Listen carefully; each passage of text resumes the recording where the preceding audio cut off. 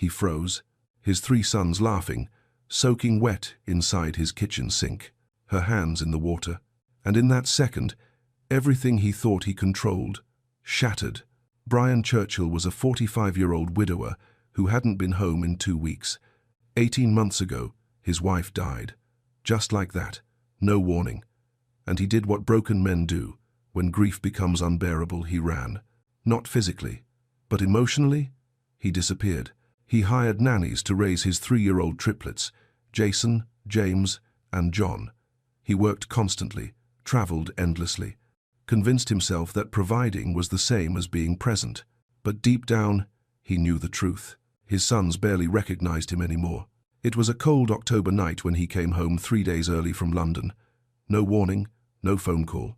The house was quiet when he walked in just after 9. Everything in its place, perfect, empty. And then he heard it. Laughter. Wild, uncontrolled laughter, coming from the kitchen. His heart stopped. The boys were supposed to be asleep. Routines were sacred. But this wasn't routine. Brian followed the sound, his shoes squeaking on the floor, until he reached the kitchen door. And when he pushed it open, everything stopped. Grace Jackson, the housekeeper he'd hired 6 months ago, was standing at his kitchen sink with all 3 of his sons inside it. Water everywhere, bubbles everywhere, and they were laughing like he hadn't heard them laugh since their mother died. For a moment, Brian couldn't breathe, because James, the one who screamed during every bath, was giggling. And this woman, this stranger, was doing something he'd completely forgotten how to do. She was making them feel safe. Brian stood frozen in that doorway, watching his sons come alive in someone else's hands. And for the first time in 18 months, he felt something crack open inside his chest. Something between grief and hope. Before we begin, like, subscribe, and tell me where in the world you're watching from, because sometimes God uses the most unexpected people to remind us what love really looks like. 2 hours earlier, Grace Jackson stood in the kitchen, phone pressed against her ear, trying not to cry. "I got in, Grace. I actually got in." Her baby brother's voice was shaking on the other end. Excited, scared, hopeful. "That's amazing, Marcus," she whispered, gripping the counter. "I'm so proud of you. But the tuition, the books, I don't know how I'm gonna." "Don't worry about that," Grace cut him off, even though her stomach twisted. "We'll figure it out. We always do." When she hung up, she stood there for a long moment, staring at nothing. Marcus was 18, first person in their family to get into college, and she had no idea how she was going to help him pay for it. Grace was 30, oldest of 6 kids, raised in a cramped apartment on Chicago's South Side, where her mama worked night shifts at the hospital just to keep the lights on. Grace had been the one who made sure her brothers and sisters got to school, the one who cooked dinner, the one who stayed up when they were scared. She'd had dreams once, teaching maybe, something that mattered, but bills don't wait for dreams. So when this job came up 6 months ago, good pay, room and board, working for some tech billionaire in Connecticut, she took it. She was supposed to clean, stay out of the way, back up childcare, they said, occasionally. But occasionally turned into every night. Because the nannies Mr. Churchill hired didn't care about those boys. Not really. They followed schedules, kept things quiet, made sure the house stayed perfect. But Jason, James, and John, they weren't perfect. They were sad.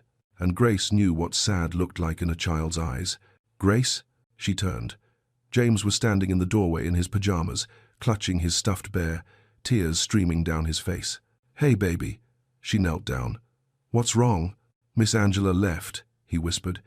"She said she's not coming back." Grace's jaw tightened. "Another one?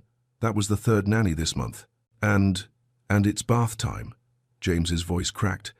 "I don't want to go upstairs." Grace's heart broke. James had slipped in the big bathtub 2 months ago, hit his head. Ever since then, he screamed every time they tried to bathe him up there.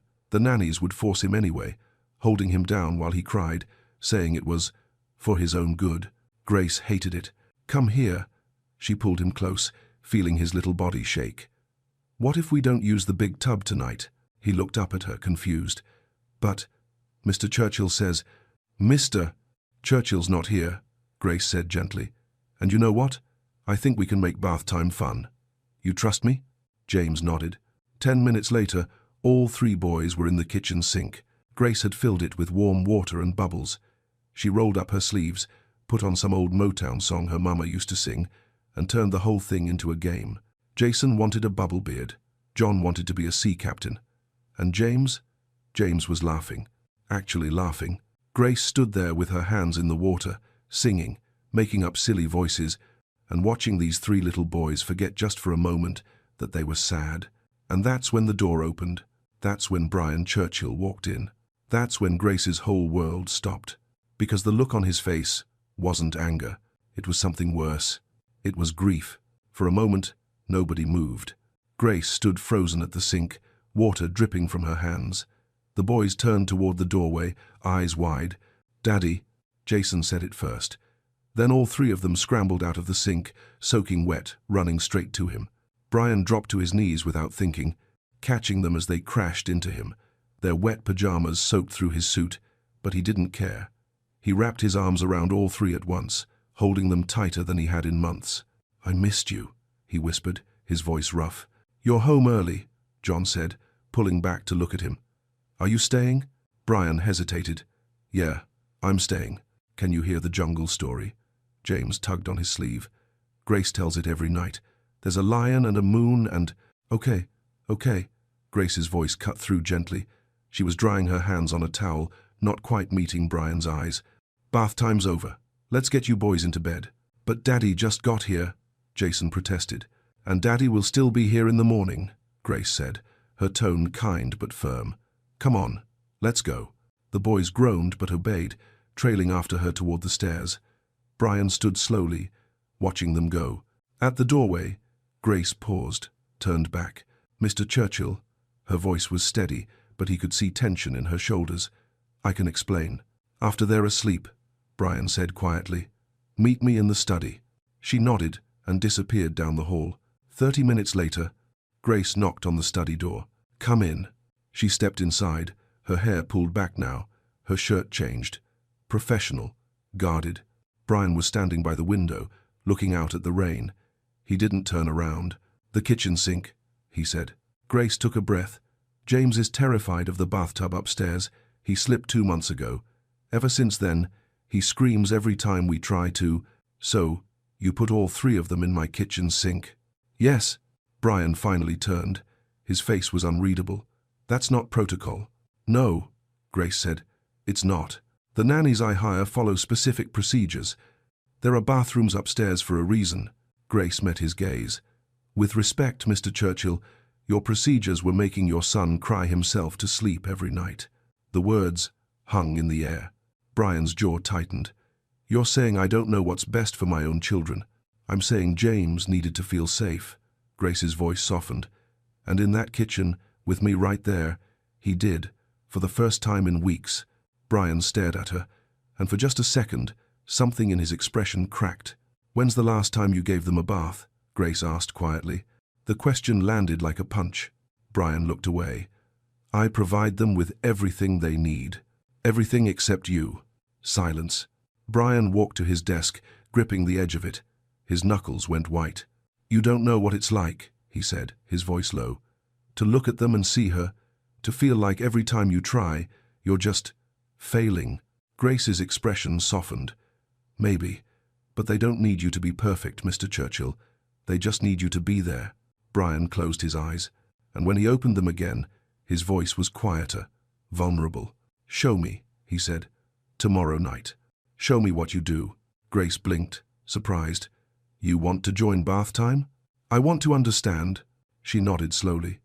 "Okay." As she turned to leave, Brian called after her. "Miss Jackson." She stopped. "Thank you," he said, "for being there when I wasn't." Grace looked back at him, something sad and hopeful in her eyes.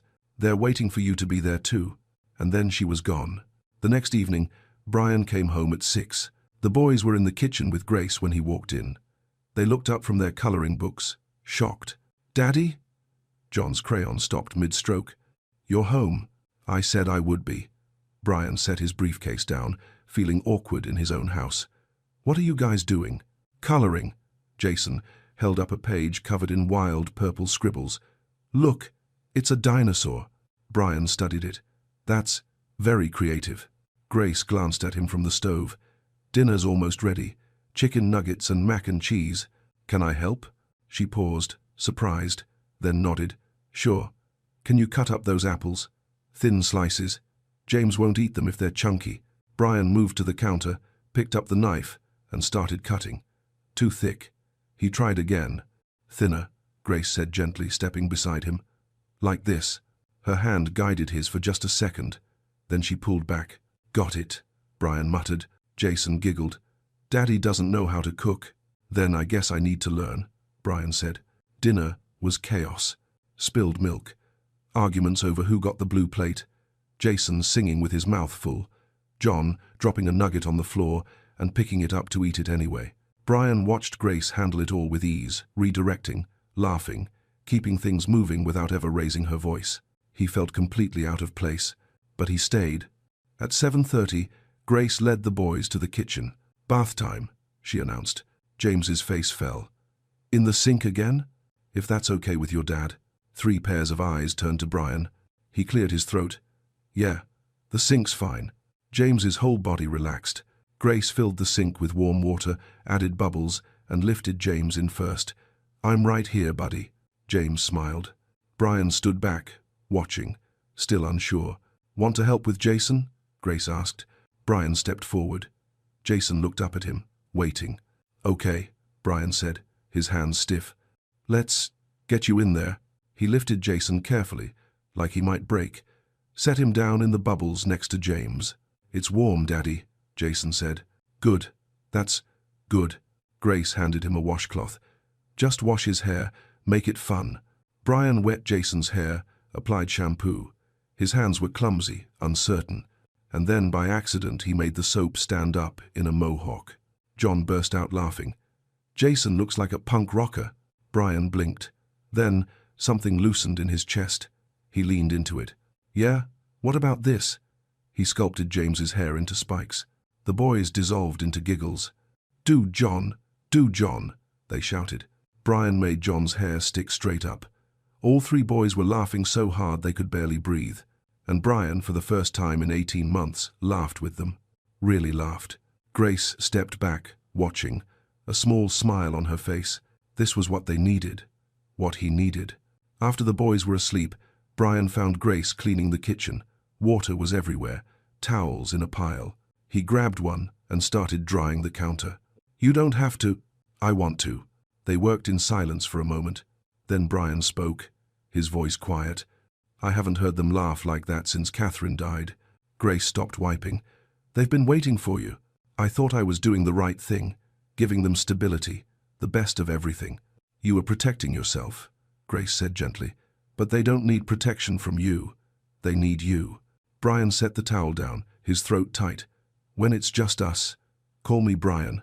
Grace looked at him. Then call me Grace. Something shifted between them. Small, fragile, but real.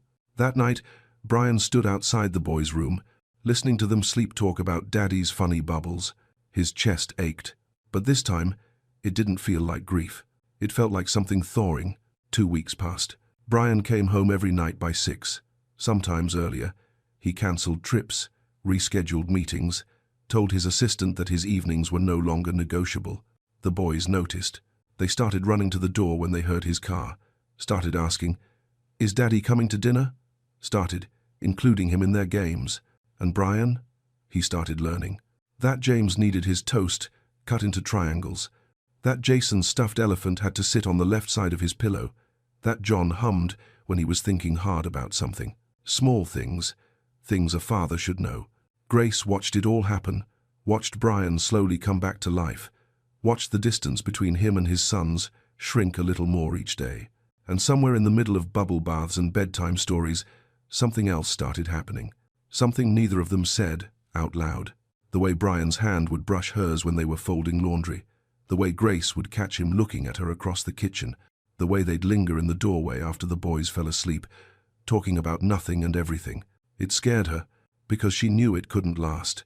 The call came on a Wednesday afternoon. Grace was in the garden with the boys when her phone rang. Her sister's name flashed on the screen. Hey, Maya. What's? Grace, we need help. Her stomach dropped. What happened? Marcus got into college, full acceptance, but we can't afford it. And Mama's hospital just sent another bill. We're 3 months behind on rent. I don't know what to do. Grace closed her eyes. The boys were laughing behind her, chasing butterflies. She could hear their joy, their safety. How much do you need? 15,000, at least.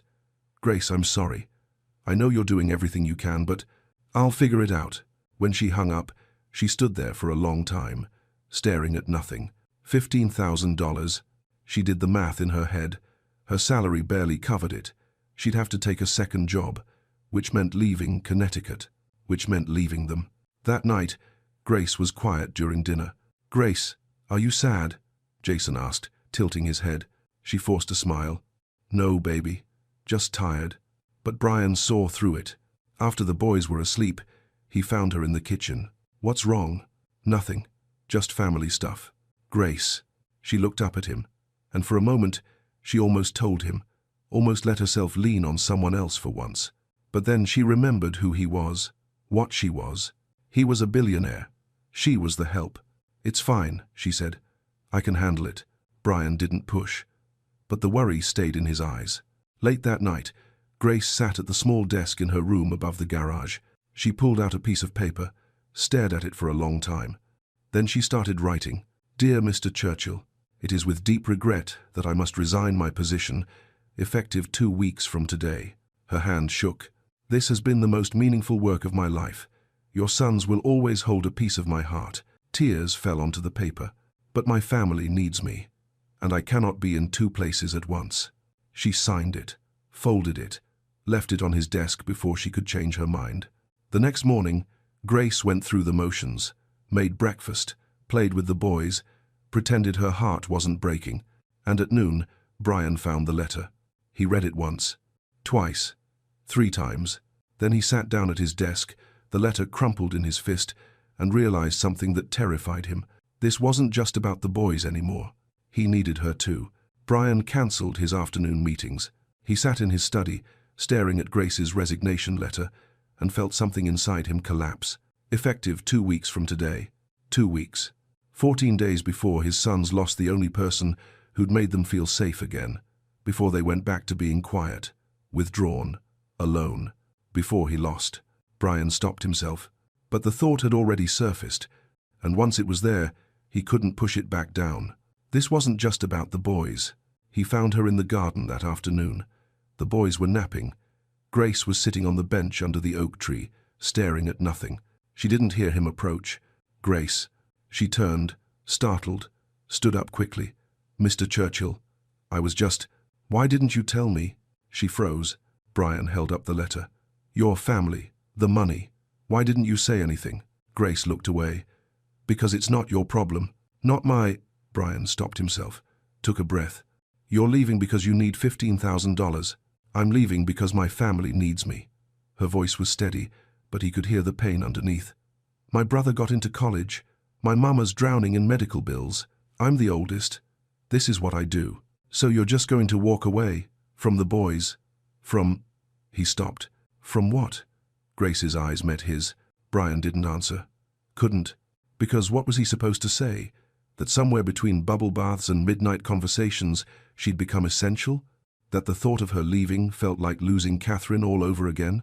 He had no right. They need you, he said finally. They need you more. Grace's voice cracked. You're their father, Brian. I'm just... Don't. The word came out harder than he meant. Don't say you're just anything. Grace stared at him. You saved them, Brian said quietly. You saved me. And I'm not letting you walk away because you think you have to choose between your family and mine. What are you saying? Brian pulled an envelope from his jacket. I made some calls this morning. Your brother's tuition is covered. All 4 years. Room and board, books, everything. Grace's hand went to her mouth. Brian, I can't. It's already done. Anonymous donation. His school doesn't even know it came from me. Why would you do that? Because I'm selfish. Brian's voice was raw. Because the thought of you leaving... He stopped. Started again. Because you gave my sons something I couldn't. Joy, safety, love. And I'm asking you, begging you to stay. Tears streamed down Grace's face. Not as an employee, Brian continued. As family, I want to make you their legal guardian. His voice broke. I want you to stay. Grace covered her face with her hands, shoulders shaking. Brian took a step closer. Please. For a long moment, she didn't move. Then she looked up at him, tears still falling. Okay, she whispered. I'll stay. Brian exhaled, relief flooding through him. But neither of them saw the Mercedes pulling through the gates. Neither of them knew that everything was about to get much harder. Saturday morning. Brian was in the kitchen with Grace and the boys, making pancakes, flour everywhere, Jason's hands covered in batter, John trying to flip one and nearly dropping it on the floor. Laughter, warmth, the kind of morning Brian never thought he'd have again. Then the doorbell rang. Grace looked up. Were you expecting someone? Brian frowned. No. He walked to the front door, wiping flour from his hands. When he opened it, his blood went cold. Patricia, Catherine's mother, stood on the doorstep, perfectly dressed, her eyes sharp as glass. Hello, Brian. She stepped inside without waiting for an invitation. I was in the area. Thought I'd visit my grandsons. Brian's jaw tightened. You should have called. Should I need permission to see my own family? She walked past him toward the kitchen, her heels clicking on the floor. And when she stepped into the kitchen doorway, she stopped. Brian, wearing an apron. Grace at the stove. The boys covered in flour, giggling on the counter. Patricia's expression didn't change, but her eyes said everything. The rest of the morning was unbearable. Patricia stayed, watched everything, criticized the boys' table manners, mentioned how Catherine would have handled things differently, asked pointed questions about Grace's responsibilities. Grace stayed quiet, professional, but Brian could see her pulling back, building walls. That evening, after the boys were in bed, Patricia cornered Brian in his study. We need to talk. Brian closed his laptop. About what? About her. Her name is Grace. Patricia's eyes narrowed. I'm aware. I'm also aware that she's become far too comfortable in this house. The boys cling to her, Brian. It's inappropriate. She's good for them. Or she's creating a dependency that will devastate them when she leaves. Because people like her always leave. Brian stood. What's that supposed to mean? You know exactly what it means. Patricia's voice was cold. She's the help, Brian. Let's not pretend this is something it isn't. You're a widower. You're vulnerable. And she's taking advantage of that. That's not. What do you really know about her? Her background, her intentions? I know she loves my sons. Or she loves your money. Patricia leaned forward. Catherine has been gone barely 18 months, and you're allowing some woman to insert herself into your children's lives, into your life. Think about what you're doing. In the hallway, Grace stood frozen. She'd been bringing fresh towels for the guest room, but when she heard her name, she stopped. People like her always leave. She's the help. Taking advantage. The words cut deeper than anything she'd felt in years, because part of her had started to believe she belonged here, that maybe she wasn't just the housekeeper, that maybe Brian saw her as something more. But Patricia's voice was a mirror, showing Grace the truth she'd been trying to ignore. She didn't belong in this world. She never would. Grace set the towels on the hall table and walked away, her chest so tight she couldn't breathe. Inside the study, Brian's voice was low, firm. Grace is staying. As family. I'm making her the boys' legal guardian. Patricia's face went pale. You cannot be serious. I've never been more serious about anything. Then you're a fool. Patricia grabbed her purse and walked to the door. Paused. This will end badly, Brian. And when it does, don't say I didn't warn you. She left. Brian sat alone in the silence, his chest heavy. He didn't know Grace had heard. He didn't know the damage was already done.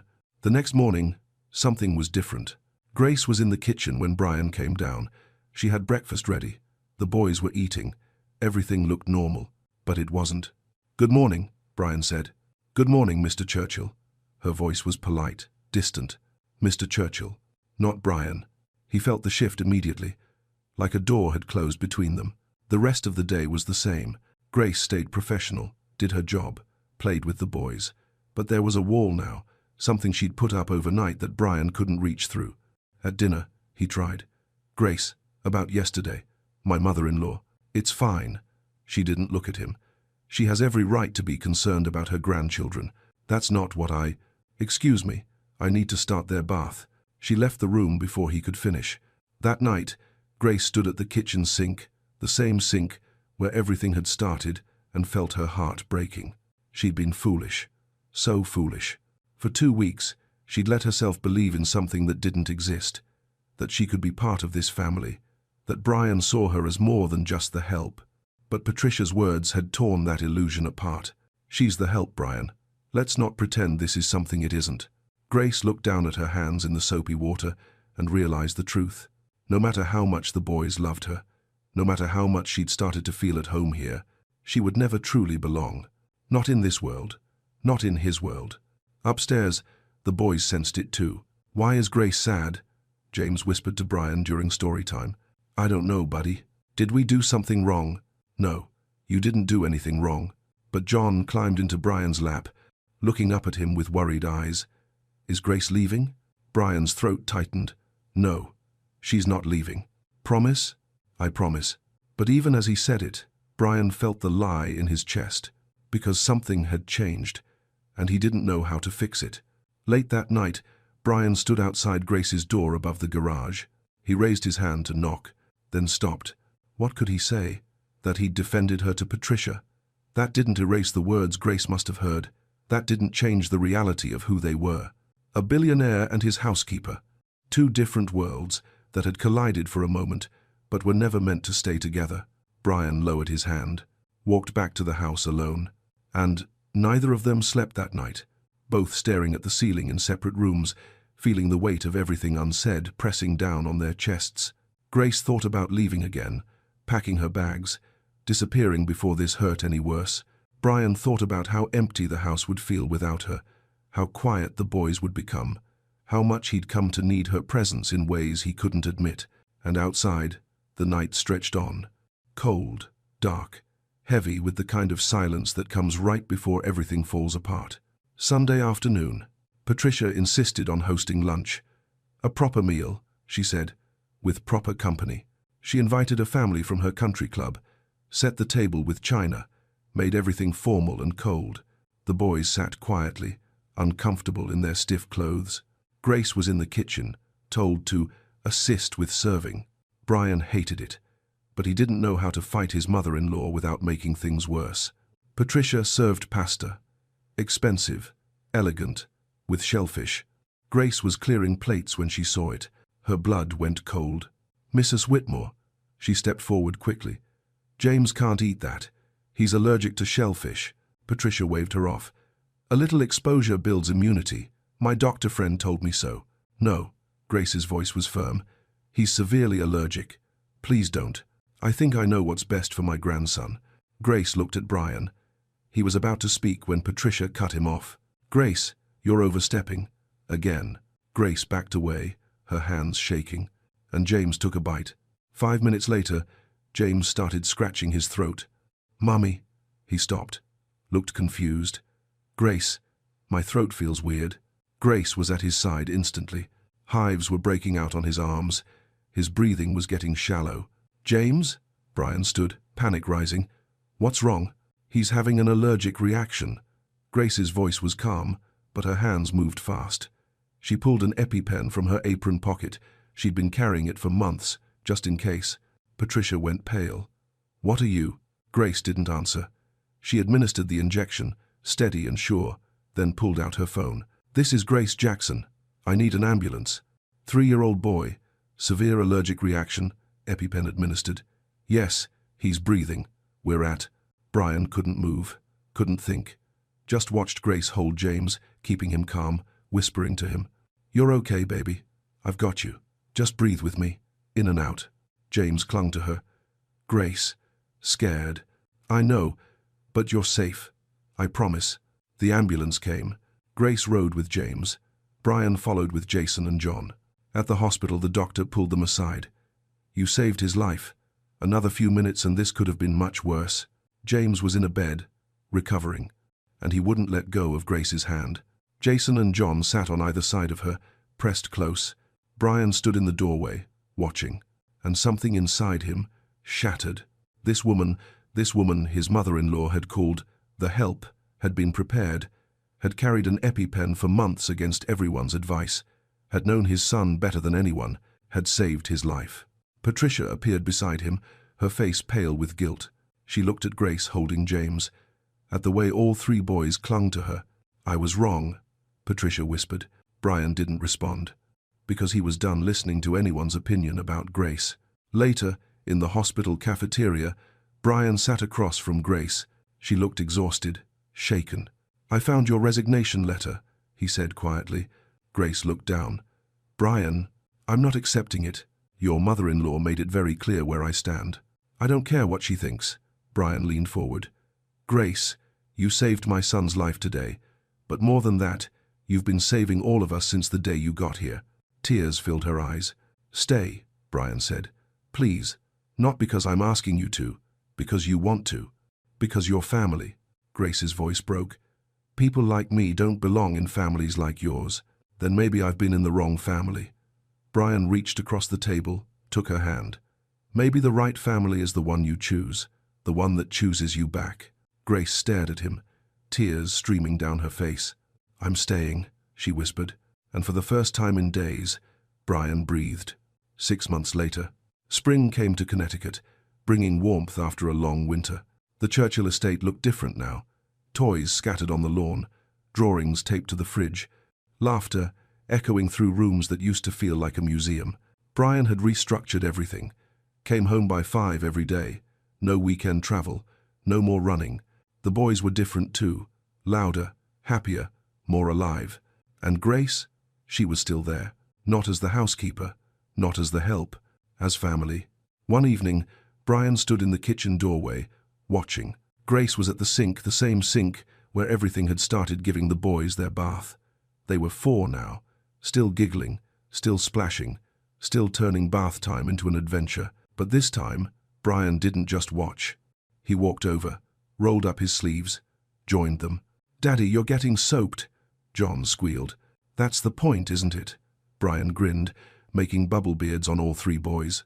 Grace caught his eye and smiled. And in that moment, Brian realized something. He'd spent 18 months trying to control everything, trying to keep the grief at bay by staying busy, by keeping his distance, by doing everything the right way. But Grace had shown him something different, that sometimes love means getting messy, means breaking your own rules, means showing up even when you're scared of getting it wrong. Later that night, after the boys were asleep, Brian and Grace sat on the back porch. The air was warm. The stars were out.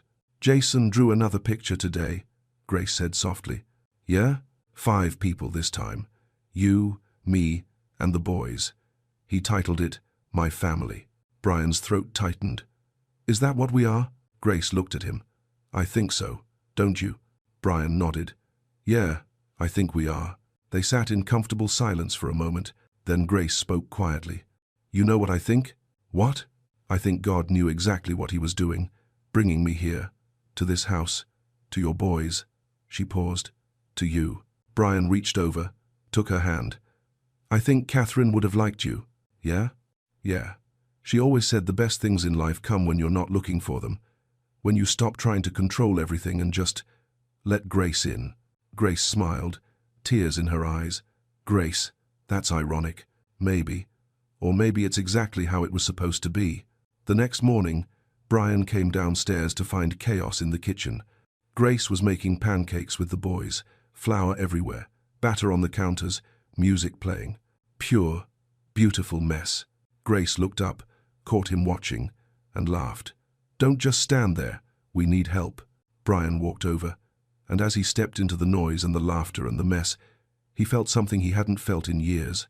Complete, not because everything was perfect, but because everyone he loved was right there, present, laughing, together.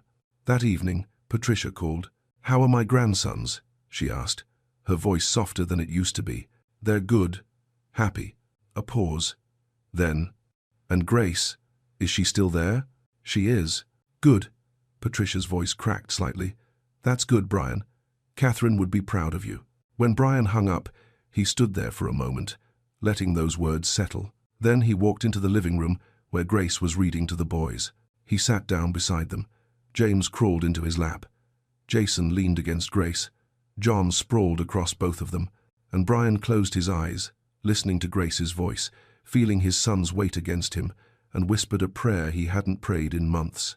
Thank you for second chances, for grace that shows up when you need it most, for family that finds you even when you've stopped looking, for love that heals, for coming home. Sometimes the people who save us aren't the ones we expect. Sometimes grace walks through your door, wearing an apron and carrying hope you didn't know you needed. Sometimes family isn't about blood. It's about who shows up, who stays, who loves you through the mess. Brian Churchill learned that the hard way, but he learned. And in a kitchen where 3 little boys once learned to laugh again, a broken man learned something too. That being a good father isn't about perfection. It's about presence. It's about love.